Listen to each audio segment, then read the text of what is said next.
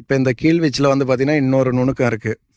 அந்த நுணுக்கம் என்ன அப்படின்னு பார்த்தீங்கன்னா, இப்போ வலது காலை எடுத்து வைப்பார். அந்த வலது கால் போகும்போதே கம்பு கூடவே சேர்ந்து போகும். வலது கால் எடுத்து வைக்கும்போது ஒரு வட்ட சுழற்சி முறையில் வந்து பார்த்திங்கன்னா அந்த கம்பு கீழ்வீச்சை நோக்கி போகும். அதே மாதிரி இடது காலை எடுத்து வைக்கும்போது காலோடு சேர்த்து கம்பும் போகும். இதை நல்லா கவனித்து பாருங்கள் எப்படி செய்கிறாருன்னு. இது வந்து பார்த்திங்கன்னா வெளியில் வந்து போகவே கூடாது. ஒரு வட்டப்பாதையில் நம்ம ஒரு வீச்சை செய்கிறோம் அப்படின்னோம்னா அந்த வட்டப்பாதையில் தான் இருக்கணும். நம்ம உடம்பை ஒட்டின மாதிரி தான் இருக்கணும். அதே மாதிரி நேர்கோட்டில் தான் இருக்கணும். ஒரு கோடு நம்ம நேராக போட்டோம் அப்படின்னோம்னா அந்த கோட்டு மேலேயே நடந்துக்கிட்டே செய்யணும். அதுதான் முறையான பயிற்சி. இப்போ பாருங்கள், அந்த பயிற்சியை செய்வார் அவர். நல்லா பாருங்கள், செய்யுங்க, அந்த பயிற்சியை செய்யுங்க.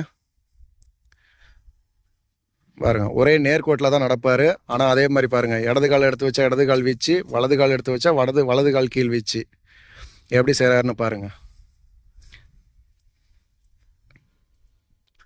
உடம்பை விட்டு கம்பு வெளியிலேயே போகக்கூடாது.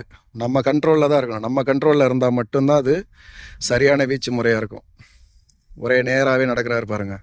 இது போல் வந்து நல்லா பயிற்சி பண்ணணும்.